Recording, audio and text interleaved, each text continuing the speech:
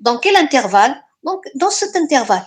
Elle est à 1, l'amplitude, elle est à 1, entre moins t sur 2 et plus t sur 2.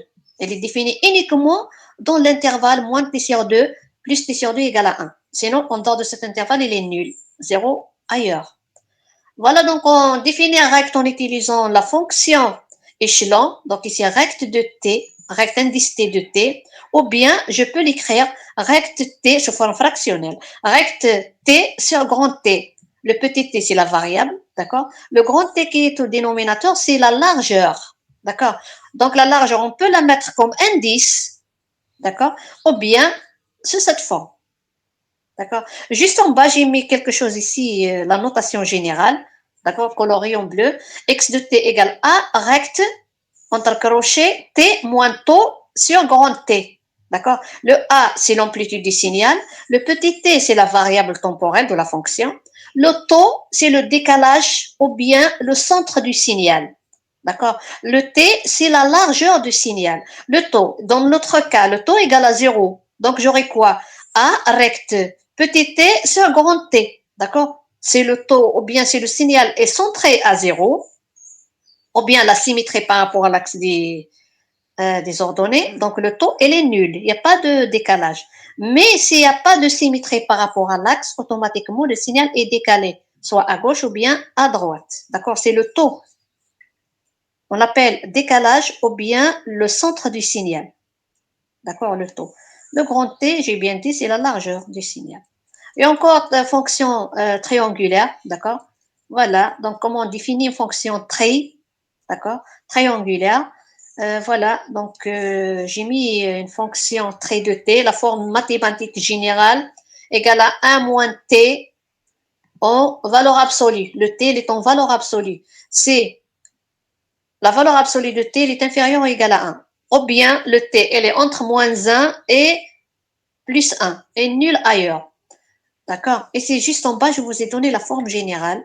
Au lieu de mettre ici le signal, le t, le petit t, la variable temps, entre moins 1 et plus 1, j'ai mis t, grand T. C'est comme si j'ai pas identifié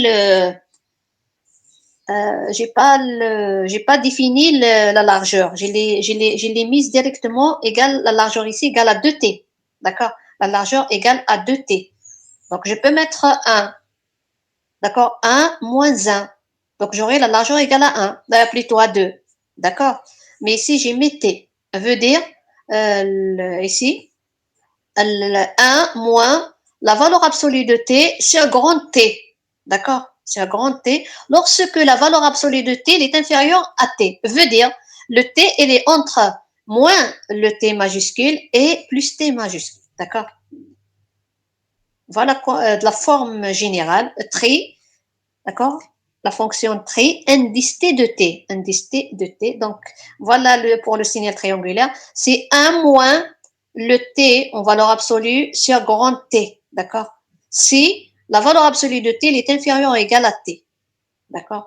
Maintenant, ici, par exemple, je vous demande de donner la fonction de chacune, ou bien l'équation de chacune des sections de droite. D'accord. La section de droite qui est à gauche et celle qui est à droite. D'accord. Donc ici, qu'est-ce que vous allez dire? Vous prenez ce qui est là, lorsque t est positif. Donc c'est 1 moins t sur grand T. D'accord. Et lorsque t est négatif, c'est 1 plus t sur grand T. D'accord. Et nul ailleurs, en dehors de cet intervalle moins t à plus t. Maintenant, pour le Dirac, donc c'est un cas encore particulier. Le Dirac n'est plus une fonction, d'accord? C'est ce qu'on appelle distribution. Donc ici, le Dirac, donc ici, ce n'est qu'un saut. Elle est définie à 0, elle fait un saut à l'infini, d'accord? Donc, elle n'est plus une fonction. Donc, c'est un phénomène assez bref, d'accord? Qui apparaît et disparaît, d'accord? Tout de suite. Donc, elle fait un saut à l'infini, tout de suite, il disparaît. D'accord. Donc ici, si vous regardez bien, j'ai mis un 1 à côté de la flèche. Ce 1-là ne veut pas dire que c'est l'amplitude du signal. D'accord. Donc c'est ça, quoi, c'est sa surface. D'accord. Sinon, l'amplitude, il est à l'infini. d'accord, l'amplitude d'une impulsion de Dirac est à l'infini. D'accord, ici par défaut, delta de t, l'impulsion de Dirac, vous la mettez à l'infini, égale l'infini, c'est t égale à 0. Ou bien vous mettez 1, c'est t égale à 0. D'accord. Si vous mettez l'infini, c'est son amplitude. Si vous mettez 1, c'est sa largeur. Et 0 ailleurs. En dehors de 0, il n'y a pas d'évolution de signal. D'accord. Elle est nulle. Elle apparaît juste au point 0 et disparaît tout de suite. D'accord. Voilà, j'ai mis ici en remarque, le 1 marqué sur la flèche représente l'air ou bien la surface de l'impulsion. D'accord. Et c'est on dit la surface d'une impulsion. Donc ici, je peux dire que une fonction rectangulaire, d'accord, de largeur 1 et de hauteur 1, sa surface vaut combien? Elle vaut combien la surface d'une fonction rectangulaire centrée à 0, de largeur 1 et d'amplitude 1. Donc c'est 1 fois 1, d'accord, ça donne 1. Donc elle est de surface 1. Donc pour nous, donc l'impulsion de Dirac est un cas particulier d'une fonction rectangulaire de largeur qui tend vers une valeur assez infinitésimale ou bien vers une valeur 0, mais il n'atteint jamais 0. D'accord. Et avec la même quantité, on réduit la largeur, d'accord, et on augmente, d'accord, avec cette quantité, on augmente la hauteur, d'accord, de telle sorte que la surface reste toujours à 1. Est-ce que c'est clair? Oui. Par exemple, ici, j'ai une amplitude, plutôt, j'ai la largeur, elle est entre moins t sur 2 et t sur 2, pour une fonction rectangulaire. D'accord. Ici, pour avoir une surface égale à 1, que doit être l'amplitude? Que doit être l'amplitude? J'ai bien dit, j'ai la largeur, elle est entre moins t sur 2 et t sur 2, pour avoir une surface 1. Que vaut la hauteur? 1 sur t. 1 sur t, très bien. D'accord. Donc ici, lorsqu'on diminue la largeur jusqu'à ce qu'elle devienne assez petite, d'accord, jusqu'à ce qu'elle devienne epsilon. La largeur, elle est à epsilon, d'accord. Donc automatiquement, la largeur, plutôt la hauteur doit être 1 sur epsilon, d'accord. 1 sur epsilon. Lorsque je multiplie, cet epsilon, il est assez petit, d'accord, toujours ça donne 1 sur epsilon fois epsilon, ça donne 1, d'accord. Donc voilà un cas particulier d'une ici impulsion de Dirac. C'est pour cela qu'on a mis 1 côté de la flèche, d'accord. C'est la surface du signal. Donc voilà pour... il y a quelques propriétés. Donc ici, c'est important pour c'est des propriétés qui sont très importantes, d'accord. Et c'est l'intégrale d'une impulsion de Dirac. Vous avez fait ça en mathématiques, d'accord. L'intégrale, ici, vous voyez une fonction ici, ça représente sa surface, d'accord. Donc j'ai delta de t dt, c'est comme si je calcule sa surface, d'accord. L'intégrale allant de moins l'infini à plus l'infini, delta t de t, c'est sa surface, ça donne 1, d'accord. Tout le temps, l'intégrale d'une impulsion de Dirac égale à 1, d'accord. Lorsqu'on multiplie un Dirac fois une fonction, j'ai un Dirac, vous voyez juste en haut, j'ai un Dirac, voilà, j'ai une fonction, plutôt j'ai un Dirac. Ici, je trace une fonction quelconque, d'accord, allant de moins l'infini à plus l'infini, d'accord. Elle coupe ce Dirac. Pourquoi? Puisque ce Dirac fait un saut de 0 à l'infini, d'accord. Donc, si je trace une fonction allant de moins l'infini à plus l'infini côté temps, d'accord, vous allez voir ici ce qu'on appelle une intersection. Donc, ici, un croisement entre le Dirac et la fonction. Donc, ils se croisent à quel point? Toujours au point 0. Pourquoi? Puisqu'ici, l'impulsion de Dirac est définie au point 0. Le croisement, donc ici, s'effectue au point 0. Alors que vos x de t, si vous regardez bien les propriétés, que vos x de t fois delta t, ou bien le Dirac dt, donc c'est la valeur de la fonction elle-même au point 0. D'accord? Donc, quelle que soit la fonction, multipliée fois un Dirac, son intégrale, d'accord? L'intégrale de Dirac multipliée fois une fonction quelconque, ça donne la valeur de la fonction au point zéro, d'accord? Tout le temps. Maintenant, si on multiplie, ou bien si on décale l'impulsion de Dirac par une valeur, soit à gauche ou bien à droite, T0, d'accord? Le T0 ici, donc c'est le décalage de l'impulsion de Dirac, ça dépend de sa valeur, elle peut être positive ou bien négative, d'accord? Donc voilà x de t quelconque, une fonction temporelle quelconque, d'accord? Qui coupe le Dirac qui est décalé de T0. Son intégrale, c'est la valeur de cette fonction au point T0. D'accord? Le T0, c'est la valeur du temps là où on a défini l'impulsion de Dirac. D'accord? À T0, delta de T0 existe, mais en dehors de T0, il n'existe pas. D'accord? Donc voilà, il y a pas mal de fonctions ici, ou bien de propriétés, il y a forme intégrale, il y a produit, c'est la même chose. Si on multiplie un Dirac fois une fonction, ça donne toujours la valeur de la fonction à la valeur 0. Au décalage aussi, il y a aussi identité, d'accord? Et c'est quel que soit, si vous faites convolution, d'accord? Identité, c'est la convolution du signal x de t fois un Dirac, ça donne toujours la fonction elle-même, d'accord? Il y a aussi translation. Donc voilà les différentes propriétés. Donc pour vous, essayez de vous baser sur côté intégral, d'accord, et produit de convolution, d'accord. Donc pour ici l'étude de chapitre filtrage, on aurait besoin de convolution, d'accord. Vous allez voir prochainement lorsqu'on fait le cours, on fera le cours sur le filtrage, d'accord. Donc voilà maintenant, il y a un autre cas. Peiné de Dirac. Peiné de Dirac, qu'est-ce qu'on a dit pour le peiné de Dirac? Donc ici, on l'a vu déjà. Donc ici, le peiné de Dirac, vous voyez des impulsions de Dirac qui apparaissent d'une manière régulière. Donc ici, c'est une succession d'impulsions de Dirac, d'accord, régulièrement espacées d'un pas t. D'accord, vous voyez, une impulsion de Dirac au point zéro, ensuite il y a apparition et une impulsion à une valeur t, ensuite une autre impulsion à 2t, 3t, jusqu'à 4t avec k entier. Et à côté négatif, même chose, moins t, moins 2t, 3t. Donc ici, c'est ce qu'on appelle peiné de Dirac, d'accord? Ici, il apparaît par ce qu'on appelle succession périodique d'impulsions de Dirac. Périodique veut dire ces impulsions sont espacées d'un pas bien régulier, d'accord? Mathématiquement, on le définit comme suit. Delta indice t de t, donc c'est une somme. On n'a pas mis ici intégrale ou là, c'est une somme. Pourquoi? Puisqu'ici, vous voyez des impulsions, une succession d'impulsions. Donc ici, il est discontinu. Vous voyez, c'est une somme. Donc j'ai mis ici k de moins l'infini à plus l'infini. Donc ça va donner des valeurs. Delta de t moins k grand t. D'accord? Le k c'est un entier. Donc pour k égale à 0, donc, on aura quoi? Impulsion de Dirac à 0.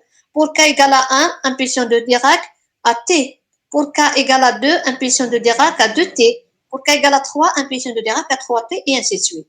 Pour k égale à moins 1, k égale à moins 1, donc une impulsion de Dirac côté négatif à moins t, et ainsi de suite. D'accord? Voilà une autre forme de signal encore, fonction sinus cardinale. D'accord?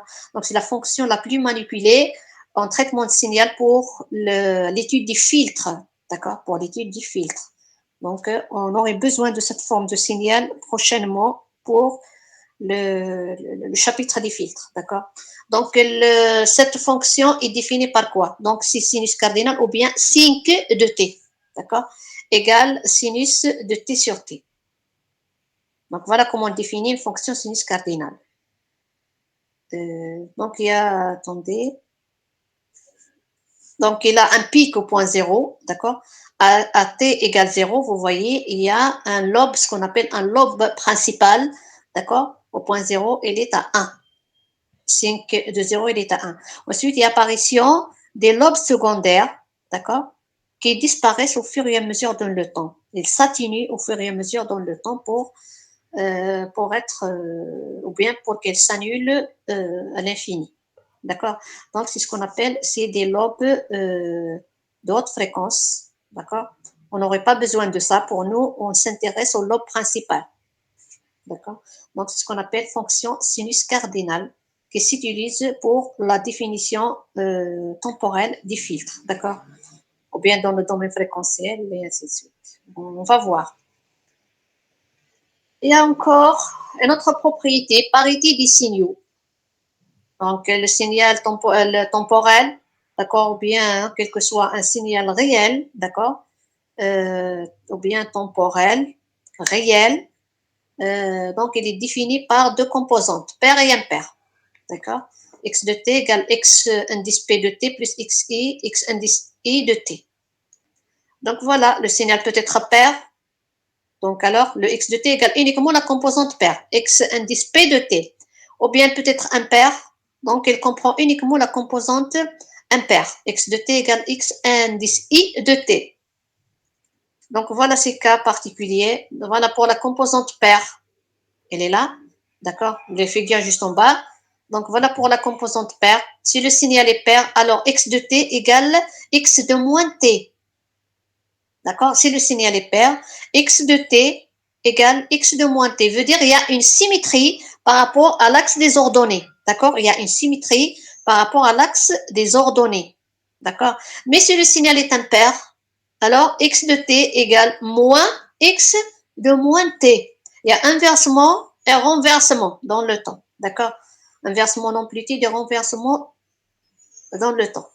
Donc, il y a la symétrie par rapport à l'origine. Pour un signal impair, la symétrie est par rapport à l'origine. Pour pair, donc c'est la symétrie par rapport à l'axe. Donc, voilà les deux composantes, pair et impair, pour un signal quelconque. Hein.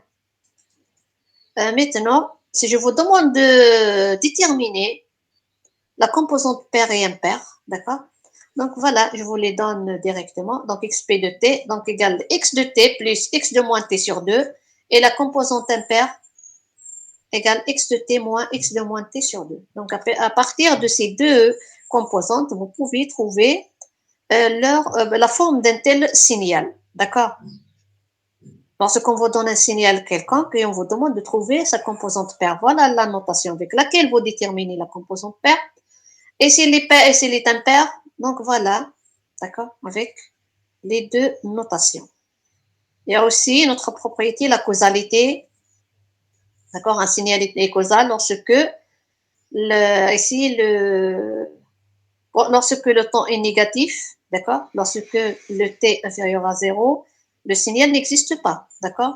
Il n'y a pas de réaction lorsque le t est ici est négatif et le signal n'existe pas.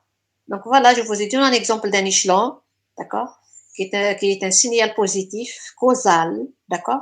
Il existe uniquement pour les temps positifs et nul pour les temps négatifs. Donc, signal causal veut dire s'il n'y a pas de cause, il n'y a pas d'effet, d'accord. Il est relatif à la cause. Maintenant, les transformations sur les signaux. Lesquelles? On a parlé de ça la dernière fois. Il y a décalage temporel. Il y a ce qu'on appelle effet miroir ou bien renversement des signaux. D'accord? Il y a ici pour le décalage, nous prenons une fonction x de t qui a subi un décalage temporel. Voilà, elle devient x de t moins taux. Le taux, c'est le décalage. Maintenant, pour le renversement, ou bien ce qu'on appelle ici effet miroir, ou bien miroir temporel. Donc, j'ai x de t, retournement temporel, c'est retournement par rapport à l'axe. Elle devient x moins t. Voilà l'exemple juste en bas. Donc, x de t, c'est un signal d'origine, d'accord? Ici, mon signal a subi un décalage temporel, d'accord? Donc ici, vous voyez, j'ai mis décalage temporel taux égal à 2. Donc ici, j'ai translaté le signal qui est à gauche, le plus à gauche. Donc ici, je l'ai translaté d'une valeur taux égale à 2 vers la droite. Voilà, il est translaté ou bien il est décalé vers la droite, décalage. Maintenant, pour le renversement ou bien retournement, vous voyez, j'ai fait ici, c'est comme si c'est une symétrie par rapport à l'axe de ce signal. D'accord? Donc ici, j'ai fait tourner le signal par rapport à l'axe, il est devenu le contraire de signal d'origine. Donc c'est x de moins t. D'accord?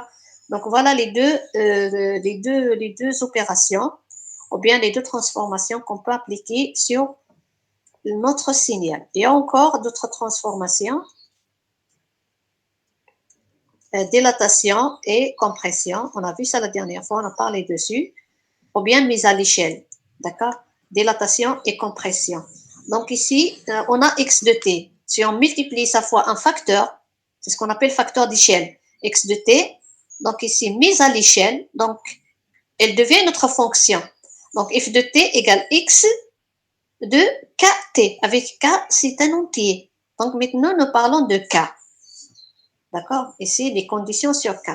Avec k, ici, il est entre 0 et 1, ou bien il est supérieur à 1. Lorsque k, il est entre 0 et 1, donc c'est une dilatation. Lorsque k est supérieur à 1, c'est une compression. Donc voilà, le signal d'origine, c'est le même signal qu'on a vu tout à l'heure. Donc la figure A, le signal a subi quoi? Une dilatation. Donc le facteur K, je l'ai mis par exemple, un facteur d'échelle, je l'ai mis égal, il est entre 0 et 1. Je l'ai pris égal là, à 0,5 par exemple. Donc ici, voilà, au niveau de la largeur, mon signal, il est comment? Il est un peu élargi. D'accord? L'élargissement, c'est par rapport à la largeur. D'accord? Maintenant, mais si j'ai par exemple le niveau de l'amplitude, c'est ce qu'on appelle amplification. D'accord? Mais ici, c'est une dilatation du signal. Mais au niveau de l'amplitude, c'est une amplification. D'accord? Maintenant, si je mets le K supérieur à 1, je l'ai pris, j'essaie de le prendre dans le K égal à 2. Je l'ai pris égal à 2. Donc, si vous regardez bien, le signal, il est comment? Il est devenu étroite. Donc, je l'ai compressé. D'accord? Donc, voilà pour les deux.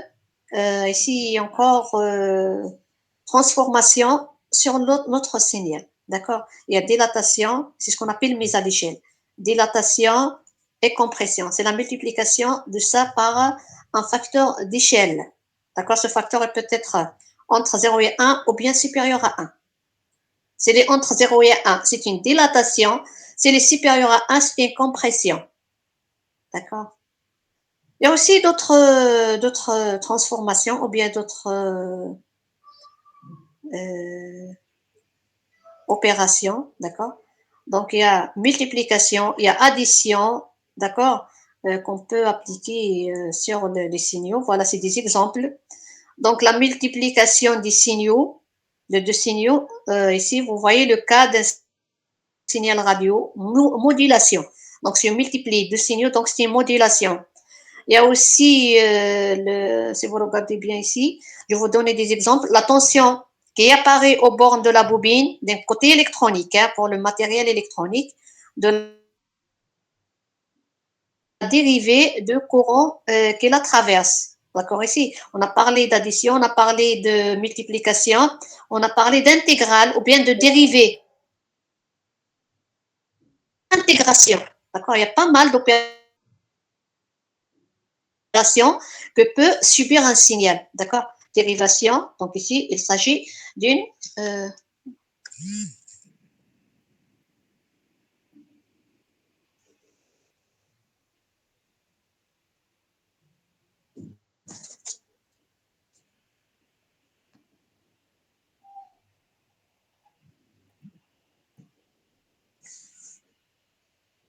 allô?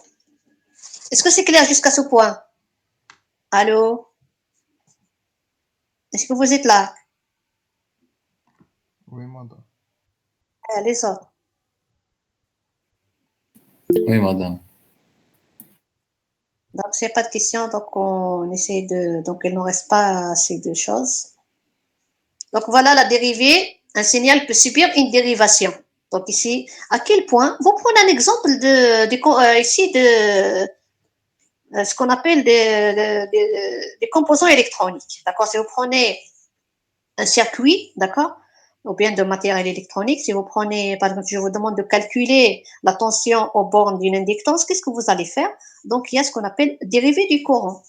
D'accord? Si vous connaissez le courant, vous faites la dérivée, vous allez trouver la valeur de la tension à ces bornes. Maintenant, ici pour l'intégrale, donc un exemple, c'est la tension qui apparaît au bornes d'un condensateur de capacité C. D'accord? Donc ici, l'intégrale, donc c'est l'intégrale, la tension, c'est l'intégrale du courant qui traverse ou bien ce condensateur. D'accord? Donc ici, il y a pas mal de d'opérations, d'accord, qu'on peut appliquer sur les signaux, d'accord. Donc ici, je vous donne un exemple. Je vous donne un exemple. Oh là là. Donc exercice. Donc je vous donne un signal qui est défini par de fonction U. On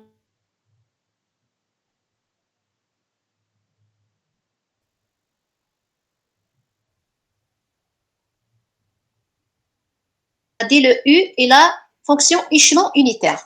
D'accord. Donc ici, ce signal S de T, vous voyez ici la fonction échelon T, U de T plus 1. Donc il y a le plus, donc ici, c'est l'avance dans le temps. D'accord. C'est une avance dans le temps. Donc il est défini à gauche. D'accord. C'est un décalage à gauche, vers la gauche. Moins U de T moins 2. Donc ici, le moins, c'est un retard. Donc ici, le décalage se fait vers la droite. D'accord. Donc ici, le S de T est défini par la somme de deux échelons. L'un est décalé à droite de 1, d'accord, et l'autre est décalé vers la gauche, plutôt, l'un est décalé vers la gauche de 1 et l'autre est décalé vers la droite de 2, d'accord. Voilà juste en bas. Donc voilà ma fonction échelon, d'accord, définie donc à partir de 0. Elle fait un saut vers le 1 à l'infini, d'accord. Donc voilà un échelon unité. Ensuite, ce signal, elle va subir un décalage vers la gauche d'une valeur 1. J'ai eu de t plus 1. Donc le décalage se fait vers la gauche. Voilà, elle est sur moins 1. Je l'ai décalé vers la gauche d'une valeur sur 1. Donc elle démarre de moins 1. D'accord. Maintenant, le deuxième, u de t moins 2. Donc c'est un décalage vers la droite de 2. Donc elle démarre de la valeur 2. D'accord, de la valeur 2 à l'infini. D'accord, de l'amplitude, il est toujours à 1. Maintenant, S de T, on fait la somme. Voilà, juste en bas. J'ai pris mon signal qui est décalé de 1 vers la gauche. Il démarre de moins 1, d'accord, à l'infini. Je l'ai mis en bleu. Le signal qui est U de T moins 2. Donc ici, si vous regardez bien S de T, donc ici, vous voyez le signe moins. U de T plus 1 moins U de T moins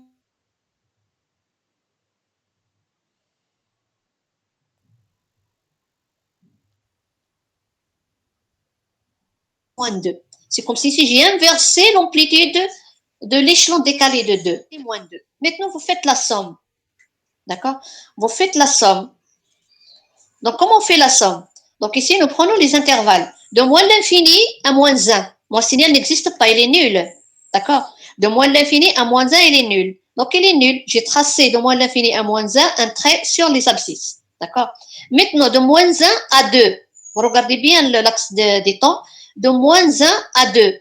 Le rouge, il est nul. Le signal décalé de 2 vers la gauche. Donc, dans cette partie, dans cet intervalle, il est nul. D'accord? Mais le bleu existe. De moins 1 à 2, il existe égal à 1.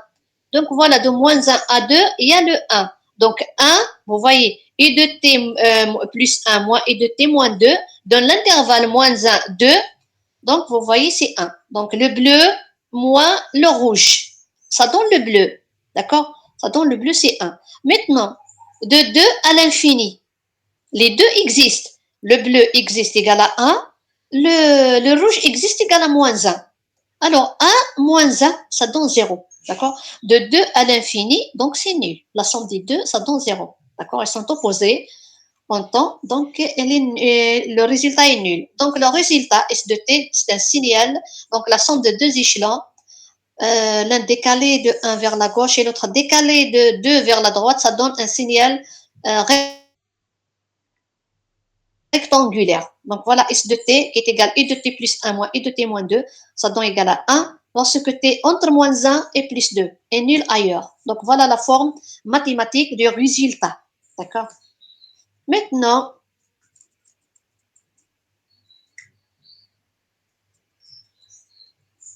pour le voilà, tracer le S de T, c'est bon. Maintenant, tracer Y de T qui est égal à S de T plus S de 2 moins T. Donc mon signal S de T a subi quoi? Un décalage de 2, vous voyez, moins T. Et un renversement temporel. D'accord? Décalage et renversement. Donc, qu'est-ce qu'on fait? On effectue tout d'abord, donc ici, vous voyez deux opérations. Opération de décalage et opération d'éphéméroir, ou bien retournement temporel. Donc, tout le temps, nous commençons par le décalage. Qu'est-ce qu'on fait? On fait sortir le moins, d'accord? Donc, il nous reste quoi? T moins 2. T moins 2, d'accord? Donc, ici, on trace la fonction T moins 2. Le décalage sera à droite. Ensuite, on renverse le signal.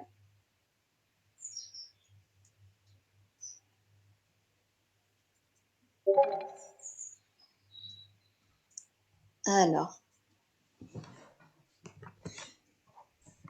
ici, voilà, j'ai mon signal S de T. Plutôt, plutôt, c'est par rapport au temps. C'était plus 2, hein, chez moins 2. Si le décalage se fait à gauche, d'accord? Pardon, puisque j'ai 2 moins T. Donc, je trace ma fonction. Je fais le moins pour le T. Je trace ma fonction T plus 2. D'accord? Donc, voilà le signal que je viens juste de tracer. D'accord? Le résultat S de T. Maintenant, ce signal doit subir un décalage de 2 vers la gauche. Il est là. D'accord? Tout de suite, je renverse ce signal. Je renverse ce signal. D'accord? Voilà, S de T plus 2. D'accord? J'ai tracé le signal décalé. Et maintenant, après le décalage, je renverse ou bien je fais tourner le signal par rapport à l'axe. D'accord? Voilà. Donc, avant, il était entre moins 3 et 0. Maintenant, renversement par rapport au temps. Donc, c'est de 0 à 3. D'accord? Maintenant, j'ai mon signal en rouge qui est décalé de 2 et renversé. Est-ce que c'est clair? D'accord, ici, j'ai S de 2 moins T. D'accord? Je vous ai dit, le signal est renversé en temps et décalé de 2. Qu'est-ce que j'ai fait? Donc, le muahada, je trace S de T plus 2. D'accord? Je trace S de T plus 2. Ensuite, après avoir décalé mon signal, je renverse le tout. D'accord? Je renverse le tout. Donc, voilà ce qui est en bleu, en rouge. Maintenant, je trace en même temps la fonction S de T. Le résultat, qu'est-ce que ça donne? Donc, ici, j'essaie d'additionner, ici, point par point. De moins l'infini à moins 1. C'est nul. De 1 à 0. Il n'y a que le bleu. Vous voyez en bas, hein? De moins d'infini à moins 1, il n'existe pas. De moins 1 à 0. Donc, c'est le 1 du bleu. D'accord? Maintenant, de 0 à 2. Vous voyez, il y a le 1 du bleu et le 1 du rouge. Donc, la somme donne 2. Donc, entre 0 et 2, donc voilà, c'est le 2. D'accord? Maintenant, entre 2 et 3. Le bleu, il est nul. Entre 2 et 3, si vous regardez bien. Entre 2 et 3, le bleu est nul. Le rouge existe égal à 1. Donc, il ne reste que le 1 du rouge. Donc, voilà le résultat pour le signal Y de T qui est la somme entre le signal qu'on vient essayer de créer par la somme de deux échelons, plus un signal, plus ce signal qui est renversé dans le temps et décalé de 2. D'accord? Je répète tout le temps. Si on a deux opérations, d'accord? Décalage et renversement, vous commencez tout le temps par l'opération de décalage. Ensuite, vous renversez le signal. D'accord? J'ai S2 de moins T. Donc, le muahada, T plus 2. Je décale mon signal. Après avoir décalé le signal, je renverse. D'accord? Donc, voilà la fonction, d'accord, la forme mathématique ou bien analytique du résultat. D'accord? Tout le temps, si on vous demande de faire ça, il faut toujours donner la forme analytique du résultat. Elle est là, juste à droite.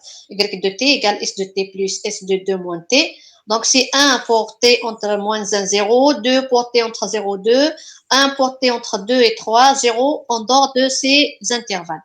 D'accord? Voilà, donc on a terminé pour ce chapitre-là. Donc, ce n'est que des rappels. La prochaine fois, on va faire l'analyse de Fourier. Donc, c'est toujours des rappels pour l'analyse de Fourier. Donc, c'est la partie 2 de ce chapitre. D'accord? Donc, on termine ce chapitre. D'accord? Est-ce qu'il y a des questions en ce qui concerne cette partie? Est-ce qu'il y a des questions? Ne quittez pas le cours de suite, d'Oka, puisque je suis en train de faire l'enregistrement des participants. D'accord? Ne quittez pas. Oui, c'est clair. Et pour les autres? Allô? Aïto. Donc, tout est clair. Très bien. Je vous ai envoyé la série de TD, donc toujours dans Classroom, je l'ai envoyé. Demain, Inch'Allah, on traite quelques exercices, d'accord? Et si vous avez des questions, essayez de les ramener demain, il n'y aurait pas de problème. On va traiter le tout, d'accord? On va traiter toutes les questions que vous allez ramener. Sinon, on quitte. Je vous libère et je vous souhaite un bon après-midi, Inch'Allah. D'accord? Ne quittez pas, j'ai bien dit. Hein. حتى وين ندير l'enregistrement. Alors, ندير l'appel ما إلا راكم هنا كاع. بكوش. بوفلا. Présent, madame. Oui, بوفلا. Présent, madame. Très bien. Mansour. Présent. بحري. بحري. باشا. Présente, madame. أيوا بالليل. بوشريت. واقيلا راهم راقدين وهادو. بوشريت. نو. دي سرغين. سرغان دي هي. Oui, madame. أيوا. شهري. Oui, madame. أيوا بن نصاف. Présent. سلنكور.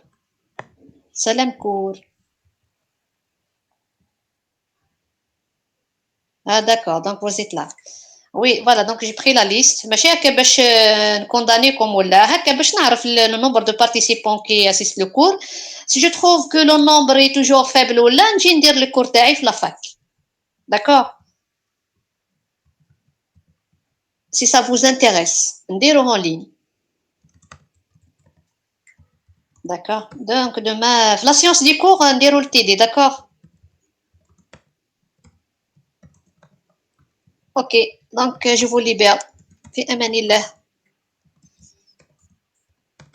Madame, vous avez m'appelé. وشنو؟ Bilal Al-Khaloufi. Je suis présent. Ah, tu es là? Attends. Ouais. Bilal. ما تروحش hein, puisque Bilal. Oui, il est là, Bilal El-Khaloufi, il est là. Oui. Ouais. Ah, Ah, il est merci, là. madame. Ah, madame راك هنا, donc l'enregistrement se fait automatiquement, d'accord? Ok. Ok, صح في أمان الله. Merci, madame.